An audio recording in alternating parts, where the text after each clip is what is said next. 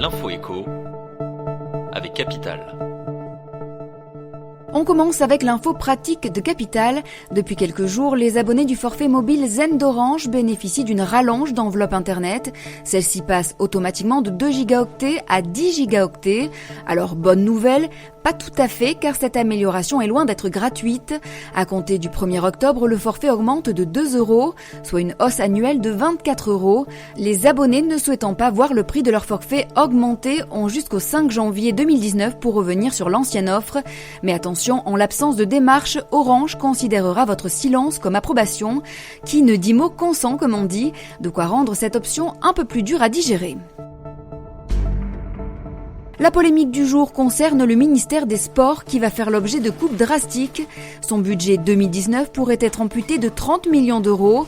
Dans une lettre de cadrage envoyée le 26 juillet et consultée par l'AFP, Matignon demande même au ministère des Sports de prévoir la suppression de 1600 postes d'ici 2022. Suite à ces révélations, Capital s'interroge sur l'utilité de ce ministère, véritable exception à la française.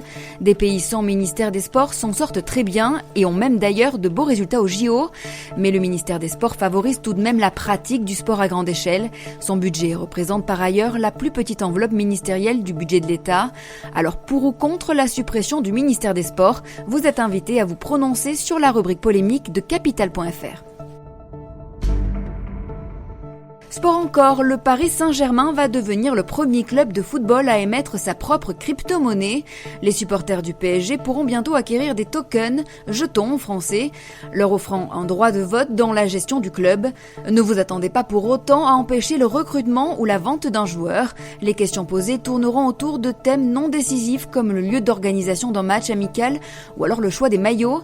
Plus le fan aura des tokens, plus il pèsera lourd dans le vote. Le prix du token n'a pas encore été fixé, mais il devrait être très abordable, probablement autour d'1 €. Son lancement est programmé au printemps 2019. Enfin, le chiffre du jour, 800 000 €. C'est le bilan d'un vol de bijoux ayant eu lieu vendredi dernier au Ritz, à Paris, et révélé hier par France Info. Les bijoux appartenaient à une princesse de la famille royale saoudienne. Elle les conservait dans sa suite sans les avoir placés dans un coffre-fort. Aucune trace d'effraction n'a été constatée dans la chambre. Une enquête a été ouverte et confiée à la brigade de répression du banditisme. Cette affaire n'est pas une première pour le Ritz. Pour rappel, en janvier dernier, plus de 4 millions d'euros de bijoux et montres de luxe avaient été dérobés dans le palace de la place Vendôme. C'était l'Info écho avec Capital.